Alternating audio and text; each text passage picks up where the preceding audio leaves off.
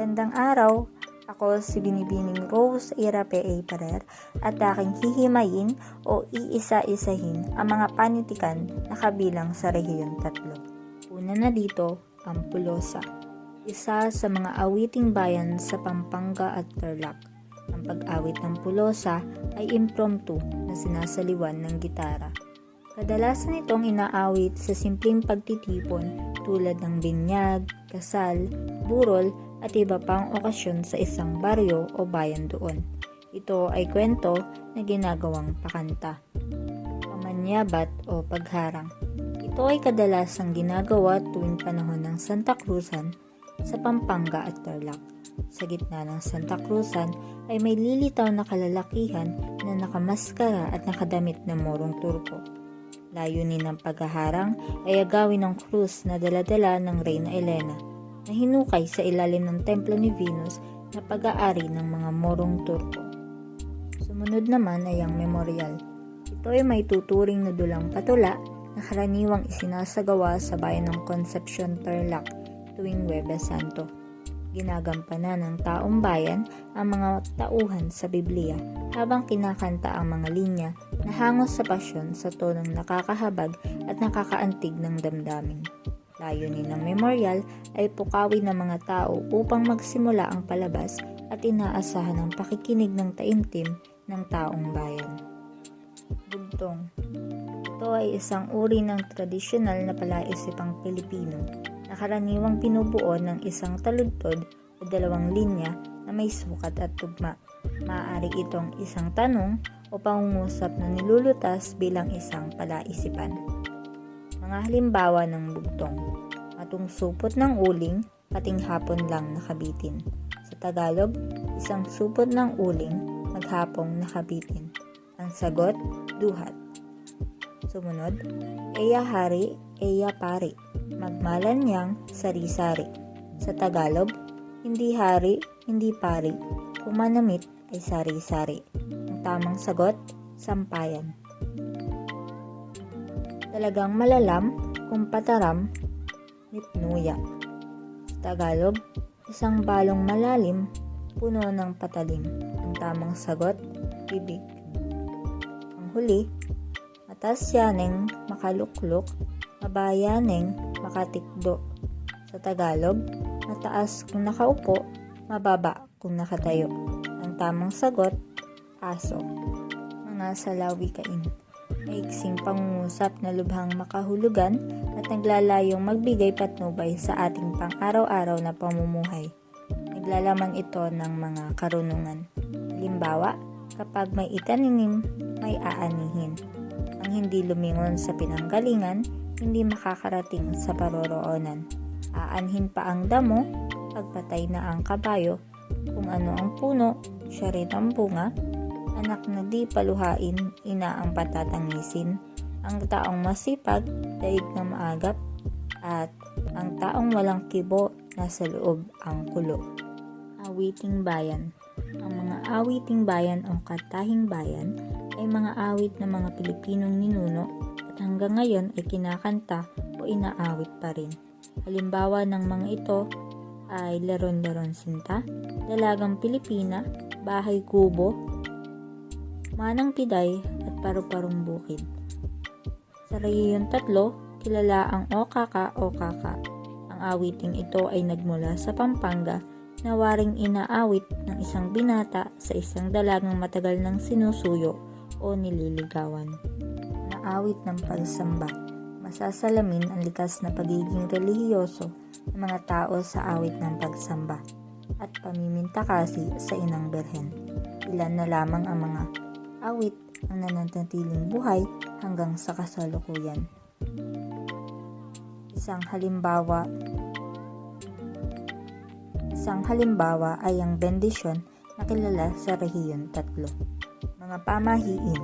Ang pamahiin o superstition ay isang paniniwala o kasanayan na kadalasang hindi batay sa dahilan at walang pang-agham o siyentipikong katotohanan. Sa kasal, may pamahiin na pagkatapos ng kasal sa simbahan, paluluhurin sa bahay ang bagong kasal Nagsisindi ng kandila habang nagdarasal, ang unang kandilang mauupos sa tapat ng bagong kasal ang unang mamamatay. Ikalawa, sa handaan habang naglalakad ang bagong kasal, hindi dapat maunahan ng babae ang lalaki dahil siya'y magiging sunod-sunuran sa lahat ng gugustuhin ng babae. At ang huli, hindi dapat mayapakan ng babae ang sapatos na lalaki upang hindi siya maging under the saya. Mayroon ding mga pamahiin sa patay. Isa na dito ay kailangang ihanda ng kamag-anak ang pamburol ng may sakit upang humaba pa ang kanyang buhay. Sa burol, kapag may di sinasadyang nabasag na bagay, kinakailangang basagin din ang katulad na bagay na nabasag. Habang nagbabantay sa burol, hindi dapat pumesto sa paanan ng kabaong para hindi manahin ang sakit ng namatay. At ang huli, hindi maaaring maligo ang mga namatayan habang may nakaburol na kamag-anak dahil baka siya ang sumunod. At mayroon pang ibang pamahiin na dapat itakbo ang bata palabas ng simbahan pagtapos ng binyag para daw magtamasa ng magandang buhay. Sumunod, kapag bagong tuli ang lalaki, hindi dapat makita ng kahit sinong babae dahil ito ay mangangamatis. Sa unang pagkakataon daw na magkaroon ng buwan ng dalaw ang babae, kinakailangan magpadagusdos siya hanggang sa ikatlong baitang ng hagdan upang huminto ito sa ikatlong araw. Kapag tumitilawak ang manok sa hating gabi, ibig sabihin daw ay may nagtatahanan. At ang isa pa ay hindi dapat gumagawa ng gawaing paghuhukay ang may asawang buntis upang hindi ito makunan. At ang huli sa panitikan ng Rehiyon 3, ang alamat. Ang alamat ay isang uri ng panitikan na nagkukwento tungkol sa mga pinagmulan ng mga bagay-bagay sa daigdig. Karaniwang nagsasalaysay ang mga ito na mga pangyayari hinggil sa tunay na mga tao at puok at mayroong pinagbatayan sa kasaysayan. Mayroong 3 halimbawa: alamat ni Marian Sinukuan, alamat ng Bulkang Pinatubo, at ang alamat ng Konsepsyon sa Tarlac. Maraming salamat sa inyong pakikinig. Muli, ako si Rose Ira P.A. Perer. Salamat po. At bilang pagpapatuloy, narito po ang inyong lingkod. Ako po si Angelica Goto at sa puntong ito ay tatalakayin naman natin ang mga manunulat sa Rehiyon 3. Unahin na natin si Aurelio Tolentino. Sino nga ba siya? Isang kapampangang mandudula, makata at mangangatha. Isa sa kanyang mga naging akda ay pinamagatang kahapon, ngayon at bukas.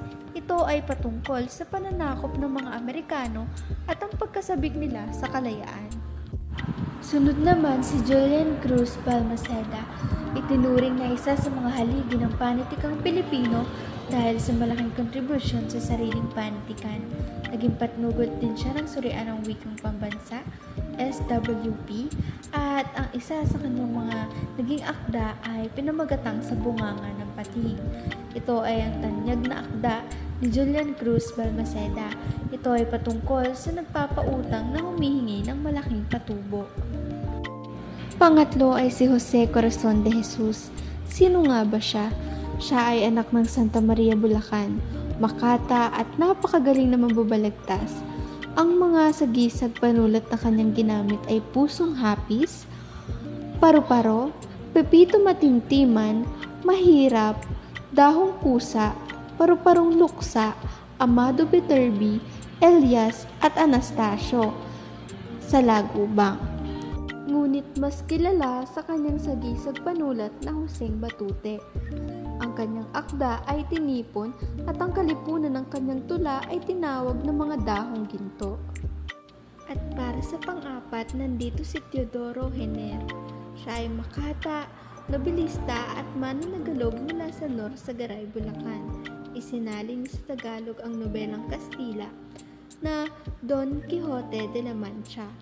Mga akdang naisulat niya ay Ang Guro, Ako'y Pilipino, Ang Masamang Damo, Ang Buhay, Ang Matanda sa Nayon, at Ang Pag-ibig. Ang panglima ay si Juan Crisostomo Soto, ama ng panitikang Kapampangan. Pambihira ang kanyang kahusayan sa pagtatagalog patula sa wikang Kapampangan. Nagsulat ng Moro-Moro at Zarzuela. Ang kanyang ginamit na sagisag panulat sa kanyang mga tula ay Crisot, Ruby, Natis Belen at Vitaliano. Sa kanyang artikulo naman ay Hulyo, Setyembre at Lakan Batbat. Ang pang-anim naman ay si Teofilo Sauco, nobelista na sumulat ng natanyag na nobelang Ang Magmamani. Nagwagi ng unang gantimpala sa prestihiyosong literary magazine na Liwayway noong taong 1924.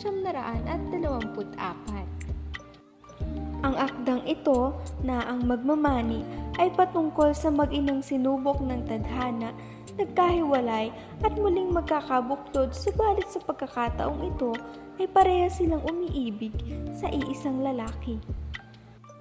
At ang panghuli ay si Francisco Balagtas Baltasar, isang kilalang Pilipinong makata, kilala rin sa kanyang palayaw na Kikong Balagtas, at may akda ng sikat na romantikong pag-iibigan ng ika-19 na siglo, ang Florante at Laura.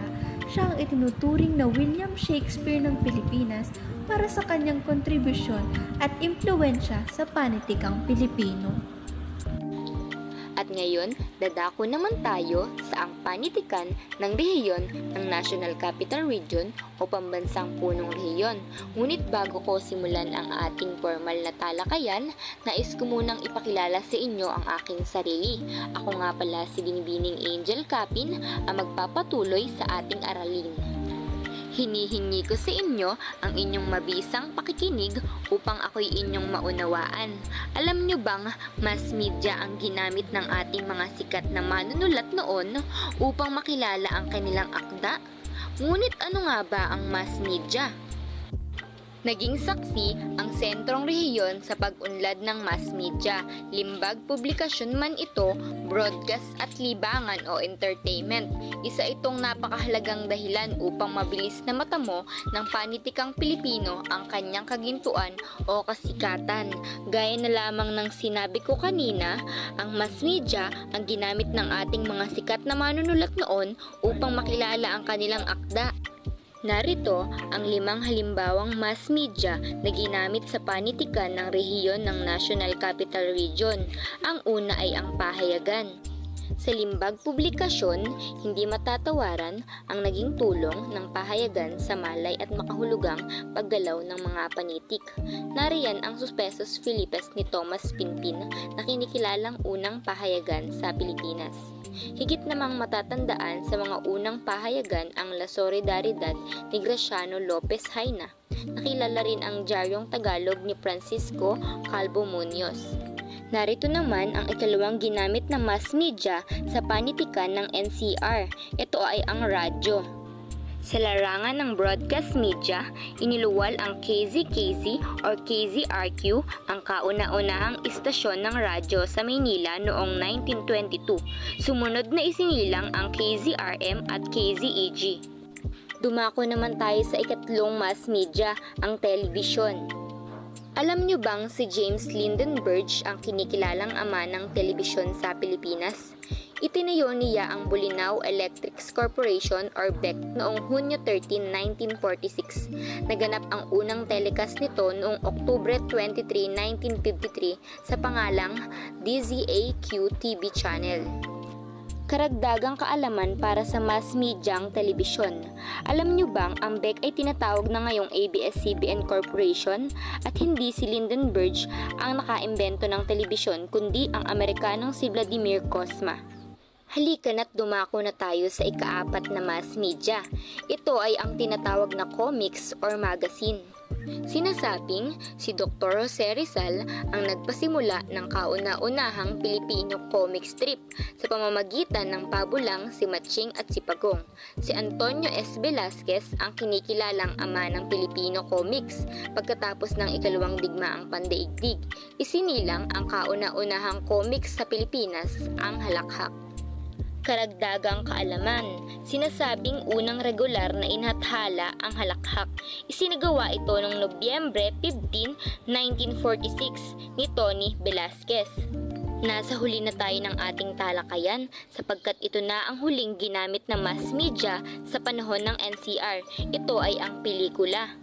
Binigyan ng pagpapakilala ang pinikulang Punyal na Ginto ni Jose Nepomuceno. Siya ang nagtatag ng pelikulang Pilipino at kinilala bilang ama ng pelikulang Pilipino. Para sa aking huling karagdagang kaalaman, alam niyo bang si Jose Nepomuceno ay isa ring direktor, cinematographer at manunulat? Kung hindi, ay nagagalak ako ng lubusan na ito ay natutunan nyo sa akin. Maraming salamat sa inyong pakikinig at sana ay may natutunan kayo.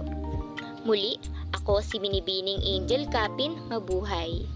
Isang magpagpalang umaga po sa ating lahat. Narito po ako upang talakayan ng mga manunulat sa Rehiyon 3. Una, si Emilio Jacinto, siya ay tinugurang utak ng Katipunan dahil sa mga sinulat niya para sa Katipunan.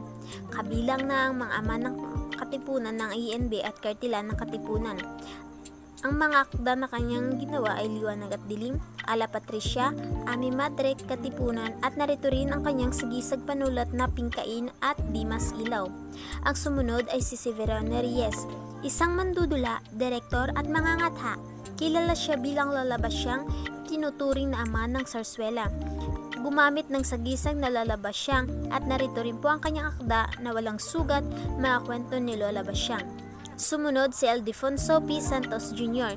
Isa siyang makata at pambansang alagad ng sining ng arkitektura noong 2006 at tinaguriang ama ng modernong arkitekturang landscape sa Pilipinas. At narito rin po ang kanyang akda na Sa Tabi ng Dagat, Gabi ang Mangingisda. Lope K. Santos. Siya ay isang tanyag na manunulat sa wikang Tagalog sa kanyang kapanahunan. Kilala bilang ama ng balarila ng wikang pambansa. Sumulat din siya ng may akdang Banaag at Sikat sa taong 1906. Sumunod ay si Jose Corazon de Jesus, kilala bilang Joseng Batute, isang makatang Pilipino na sumulat ng mga tula at nangungunang makata sa panahon ng kolonyalismong Amerikano. At narito ang kanyang sagisag panulat na Joseng Batote, Pusong Hapis at Luksang Paru-Paro, na umakda ng Bernardo Carpion, 12 Pares de Francia, Adela at Florante, Kumidyang Hernandez, Galesendra at Precipe Valdovino. Sumunod po ay si Amado V. Hernandez, isang makata at manunulat sa wikang Tagalog at hinirang na pambansang alagad ng sining sa panitikan noong 1973 at kilala bilang sa palayo na Ka-Amado. At narito ang kanyang akda ng Maibong Mandaragit, Isang Dipang Langit, Bayang Malaya, Luha ng Buwaya at Magkabilang Mukha ng Isang Bagul. At ang panghuli ay si Liwayway Arceo, isang pinakamahusay na kwentistang isang babae. Palaging manunulat siya sa mga saing Tagalog at nananalo sa Plangka Award na isinulat ng Banyaga. At narito ang kanyang akda, Maling Pook, Maling Panahon, Dito Ngayon, Ina, May Bahay, Anak at iba pa, mga kwento ng pag-ibig at mga Maria, mga Eva. At dito lang po nagtatapos ang aking talakayin. At muli ako nga po pala si Binibining Rhea Rinancia. Maraming salamat. Isang mapagpalang araw sa ating lahat. Ako si Angeli Capin, ang magtatalakay ng panitikan ng relihiyong apat. Sinasabi sa panitikan ng relihiyong apat, mailalarawan ng mga bulubundukin, gayon din sa mga kapatagan ng topografiya ng relihiyong apat. Matatagpuan naman nagtataas-taas ang bulubundukin sa Quezon, kung saan nagsimula ang Sierra Madre o ang Pacific Coast Range at binubuo ang relihiyong apat ng Calabarzon at Mimaropa. Sa relihiyong apat ay naandyan ang Cavite, Rizal, Laguna, Quezon, Batangas, kung saan may mga pagdiriwang na ginaganap kada taon. Halina tingnan ang mga pagdiriwang ng iba't ibang lalawigan ng relihiyong apat. Makikita natin na nandyan ang Cavite na ginaganap ang Kawayan Festival, Laguna, Turumba Festival at sa Quezon ay ang Tapusan Festival. Nakikita natin sa mga larawan dito na ang mga tao ay nagkakaisa upang mapagdiriwang nila ang palabas ng maayos at matiwasay. Sunod ay ang Rizal na nagdiriwang ng Gigantes Festival at ang Pahiyas Festival na ginaganap sa Quezon. Pinapakita din ang pagiging magaling ng mga Pilipino dahil sa mga pagdiriwang ng mga ginagawa nila sa kanilang mga bayan. Dahil sa pagiging magaling ng mga Pilipino, mas dinarayo ang iba't ibang lugar sa Relihiyon 4 dahil pinapakita nila kung ano ba yung kagandahan sa kanilang lugar. Bukod sa Cavite, Laguna, Rizal, Batangas at Quezon, may ibang lugar din na nagdiriwang kada taon. Ito ay ang Palawan, Marinduque, Romblon. Palawan na nagdiriwang ng Baragatan Festival, Marinduque na may Ati-Atihan Festival, at ang huli ay ang Romblon kung saan nagdiriwang ng Biniray Festival. Sa mga pagdiriwang na ganito, ay masasabi natin na sobrang galing ng mga Pinoy. Dahil pinapakita nila ang kanilang angking galing para matapos ng maayos ang pagdiriwang na ito. At dahil sa pagiging magaling ng mga Pilipino, mas nakikilala ang iba't ibang lalawigan sa Relihiyon 4. Hanggang dito na lang ang aking ibabahagi na may nakuha kayong konting impormasyon patungkol sa panitikan ng Relihiyong 4. Muli, ako si Binibining Angeli Capin. Maraming salamat. Isang mapagpalang araw sa inyong lahat. Ako si Binibining Kayla Castillo, ang magpapatuloy ng pag-uulat ng ikalawang pangkat. Ngayon ay nakadaong na ang ating paglalakbay ng panitikan sa kulturang Tagalog at ang aking tatalakayin ay ang iba't ibang panitikan na nakapaloob sa kulturang Tagalog. Sinasabi rito mailalarawan ang mga Tagalog sa kanyang simpleng gawi ng pamumuhay, tamang kaasalan, matinding pagkiling sa kanyang kinagisnang pamilya o pamilyang nuclear. Kapag sinabing pamilyang nuclear, ito ay tumutukoy sa conjugal family o binubuo ng magulang at anak na ating nakagawian o nakasanayan bilang isang Filipino. Pagkagiliw sa kahandaan ng buhay, mapangarap at handang magpahayag ng saloobin at kaisipan. Tayong mga Filipino o Tagalog ay mahilig magbahagi ng ating mga naiisip. Kumbaga ay hindi buong araw natin kung hindi tayo nakakapagbahagi ng nangyari sa buong araw natin. Ayan, katulad ng iba pang etnikong grupo, mababanaag ang ningning ng panitikan sa rehiyon ng Katagalugan sa pamamagitan ng kanilang likas na saloobin at pagpapahayag ng kaisipan bilang tao. Hindi talaga natin maitatanggi na tayo ay likas na nakakapagpahayag ng ating saloobin, lalo na kung nadadala tayo ng emosyon. Hindi ba na nakakagawa tayo ng iba't ibang panitikan, lalo na kung tayo ay malungkot, masaya, o in love man.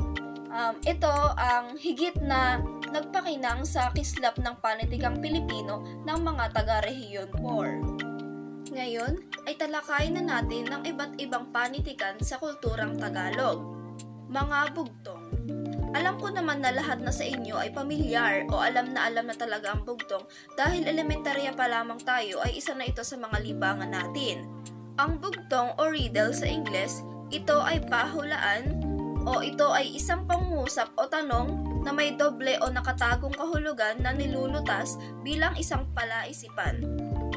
Ang ilang halimbawa ng bugtong ay ang bugtong kalibugtong, tungturan ay pagong. Ang sagot nito ay sigay. Pangalawa, isang prinsesa nakaupo sa tasa. Sagot ay kasoy. Ngayon ay talakayin naman natin ang salawikain. Ano nga ba ang salawikain? Ito ay binubuo ng mga parirala na karaniwan ay nasa anyong patula na kung saan ito ay nagbibigay ng gintong aral. Ito rin ay naglalaman ng mga karunungan at aral tungkol sa kabutihang asal. Ilan sa halimbawa nito ay ang taong masipag, mga pangarap ay matutupad. Isa pa, ang kapalaran, di ko man hanapin, dudulog, lalapit kung talagang akin. Panghuli, nasa Diyos ang awa, nasa tao ang gawa. Mga awiting bayan. Tinatawag din itong kantahing bayan na karaniwang awit ng mga Pilipinong ninuno at hanggang ngayon ay inaawit pa rin. Ilan sa mga halimbawa nito ay Sitsiritsit, Laron-Laron Sinta, Atikupong Singsing, Parong-Parong Bukid, Bahay Kubo at marami pang iba. Ayan, napakaraming halimbawa ng Tagalog na awiting bayan na alam na natin o pamilyar sa mga ito. Ngayon ay dumako naman tayo sa mga pamahiin. Naging malaking bahagi rin sa pagbuo ng panitikang Pilipino ang iba't ibang paniniwala ng mga Tagalog na nasasalamin sa mga pamahiin o superstitious beliefs at mga kaugalian at tradisyon or customs and tradition na nananatili hanggang sa ngayon at pinapahalagahang sangkap sa paglikha ng isang anyo ng panitikan. Bagamat hindi nakasulat ang mga ito noong unang panahon, hinabibi naman ang mga tao sa pamamagitan ng pagsaling bibig lamang. Kung napapansin ninyo na wala naman talaga tayong pinagbabatayan na pasulat dahil nga pasalindila lamang ang mga ito o ang mga pamahiin. Mga pamahiin tungkol sa patay. Una, alisin muna ang labi ng mga kandila sa kandilero bago lagyan ng bagong kandila dahil kapag hindi inalis at pinatungan ito ng bagong kandila ay magkakasunod-sunod ang namamatay sa pamilya ng nagdadalamhati. Pangalawa, hindi dapat mapatakan ng luha ang salamin ng kabaong dahil maghihirap ang kaluluwa ng namatay. Panghuli, bawal magwalis sa loob ng bahay habang may nakaburol dahil malas daw ito at baka may sumunod. Ngayon ay pag-usapan naman natin ang pamahiin tungkol sa kasal. Una, hindi dapat magpakasal na palubog ang araw, malas ito sa buhay ng mag-asawa. Pangalawa, iwasan ng babae na isuot ang trahe de boda o damit pang kasal dahil hindi matutuloy ang kasal. Panghuli, kinakailangang pabilog ang numero sa pagpili ng araw ng kasal dahil simbolo ito ng walang hanggang pagmamahalan ng ikakasal. Ayan, marami pa tayong iba't ibang pamahiin tulad na lamang ng huwag magreregalo ng panyo sa minamahal dahil maaaring kayo ay magkahiwalay. Ito pa, huwag kakain ng saging na kambal lalo na kapag buntis at magkakaanak ng kambal. Isa pa, huwag maligo kung Biyernes Santo dahil may masamang mangyayari. Ngayon ay dumako naman tayo sa kumintang ang huling paksang aking tatalakayin.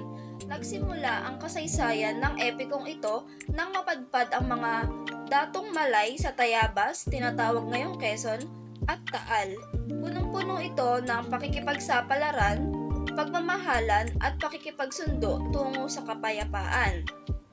Ang epikong kumintang ng mga Tagalog hanggang ngayon ay hindi pa nabubuong napagtahi-tahi ng mga mananaliksik ngunit malinaw na nakikita sa mga watak-watak na awiting pagdigmaan natatandaan pa ng matatanda sa Batangas, Laguna, Rizal at Cavite kumintang. Ang halimbawa ng kumintang ay ang Mutya ng Pasig ni Nicanor Abelardo. Sinasabi rito sa kanta na yung isang babae ay naghihirap at hindi masaya sa kung sino ang nagbungsod sa kanya para mawala ang mahal niya sa buhay. Ayun lamang ang aking paksang tinalakay at nawa sa maikling aking pagtatalakay ay mayroon kayong mga napulot na aral o natutunan sa aking paksa. Maraming salamat. Narito na tayo sa huling bahagi ng ating talakayan. Ako, si Ginoong James Mark Pacoma at ipapaliwanag ko sa inyo ang mga manunulat sa Rehiyon 4, Calabarzon at Mimaropa. Ang unang manunulat ay si Dr. Jose Rizal. Ang kanyang kapanganakan ay Hunyo 11, 1861 sa Calamba, Laguna. Kamatayan, Disyembre 30, 1876 sa Bagong Bayan o Luneta Park. Sa kasaysayan ng panitikan, noong panahon ng mga Kastila, naitala ang pinakadakilang alagad ng panitik gamit ang sagisag na panulat ng Dimasalang at Laong Laan. Sumulat siya ng ilan lamang akda sa wikang Tagalog. Karamihan ay nasa wikang Kastila. Ang kanyang mga akda sa aking mga kabata, No Limetangere at El Filibusterismo. Ikalawang manunulat, Modesto de Castro. Kapanganakan, Hunyo 15, 1819. Kamatayan, Enero 21, 1864. Nagbula sa Binyan, Laguna, kinilala bilang ama ng tuluyang klasika ng Tagalog. Siya ang sumulat ng aklat na Urbana at Felisa. Tungkol ito sa pagsusulatan ng magkapatid na nagpapaalala sa kagandahang asal, kabutihang loob, sa kabalanan at marami pang katulad nito. Itinuturing itong isang akdang panrelihiyon sa Tagalog. Nestor V. M. Gonzales. Kapanganakan, Setyembre 8, 1915. Kamatayan, Nobyembre 28, 1999. Nagbula sa Romblon, batikang manunulat sa wikang Ingles sa larangan ng tula, maikling kwento at nobela. Bagamat nasanay sa pagsulat ng mga akdang Ingles, pinag-aralan din niya ang paggamit ng Tagalog nang mapabilang siya sa kalipunan ng mga manunulat sa wikang Filipino, pagkatapos maging opisyal o pambansang wika ang Tagalog noong panahon ng Hapon. Ilan sa kanyang mga tula, notations, Song of a Sweetie Dweller, Who Spoke of Courage in His Sleep, and My Island. Ang mga kwentong nakapaloob sa nailimbag niyang aklat, una, 7 Hills Away, Children of Ash-Covered Loam, Loch Stranger on Teos Island, and Mindoro and Beyond. Para naman sa maikling kwento sa Tagalog, Ang Lungsod Ngayon at Dagat-Dagatan. Ang kanyang mga nobela, The Wind of April, na tumanggap ng nagtatanging gantimpala sa First Commonwealth Literary Contest, pangalawa, Season of Grace, at pangatlo, The Bamboo Dancers. Ang sumunod na manunulat ay si Alejandro G. Abandilla. Kapanganakan, Marso 10, 1906 sa Rosario, Cavite. Ang kanyang kamatayan, Agosto 26, 1969. Nagmula sa Cavite, mas kilala sa tawag na AGA o AGA. Siya ay masugid na tagapagtaguyod ng pagsulat sa Tagalog noong mga post-American period. Tinaguri ang ama ng makabagong panulaang Tagalog. Tumatak sa kanyang pangalan ang mga akdang Parnasong Tagalog, Ako ang Daigdig at Di Pa Pang Tula, at Tagabandilya. Teodoro Agoncillo. Ang kanyang kapanganakan ay Nobyembre 9, 1912. Kamatayan, Enero 14, 1985. Nagmula siya sa Batangas, kilalang mananalaysay, nanalo na palangka noong 1953 at 1954. Ang kanyang mga akdana, Kamatayan Lamang, Only in Death, The Revolt of the Masses, The History of the Filipino People. Sumunod ay si Claro M. Recto. Kapanganakan, Pebrero 8, 1890 sa Chaong, Cavite. Kamatayan, Oktubre 2, 1960 sa Rome, Italy. Si Claro Recto E. Mayo ay nagmula sa Quezon, magaling na politiko at lingkod bayan. Siya ang sumulat ng Sino ang May Sala at Nag-iisa sa Karimlan. Horacio de la Costa. Ang kanyang kapanganakan, Mayo 9, 1916 sa Mauban, Quezon. Ang kanyang kamatayan, Marso 20, 1977 sa Quezon City. Si Horacio Villamayor de la Costa ay nagmula sa Mauban, Quezon. Siya ay isang batikang akademista na sumulat ng mga akdang mapanuri, partikular sa kultura ng Pilipinas at kasaysayan. Kinilala siya bilang First Filipino Provincial Superior of the Society of Jesus. Ilan sa kanyang mga akda ang The Jesuits in the Philippines, The Trial of Dr. Jose Rizal, Recent Oriental History, Reading in the Philippine History, The Background of Nationalism and Other Essays, Asia and the Philippines, and Woman in the House. Bienvenido Lumbera. Ang kanyang kapanganakan ay Abril 11, 1932 sa Lipa, Batangas. Ang kanyang kamatayan, Setyembre 28, 2021 sa Quezon City. Siya ay nagmula sa Batangas, hinahanga ang kritiko at miyembro ng manunuri ng pelikulang Pilipino. At may sagisag panulat na Doveglion, o Dove, Eagle at Lion. Siya ang sumulat ng mga akdang Ang History of Philippine Cinema, Philippine Literature, A History and Anthology, at Ang Palabas Bukas. Ang huling manunulat sa Rehiyon 4 ay si Isidro S. Cailes. Siya ay nagmula sa bayan ng Nagcarlan, Laguna, namuno sa bayan ng Calamba noong kapanahunan niya. Siya ang sumulat ng walang kumpas na alamat ng bayan ng Nagcarlan. Naway naunawaan nyo at natutuhan ang ating talakayan ngayong araw. Muli, mas maraming salamat sa pakikinig. Paalam!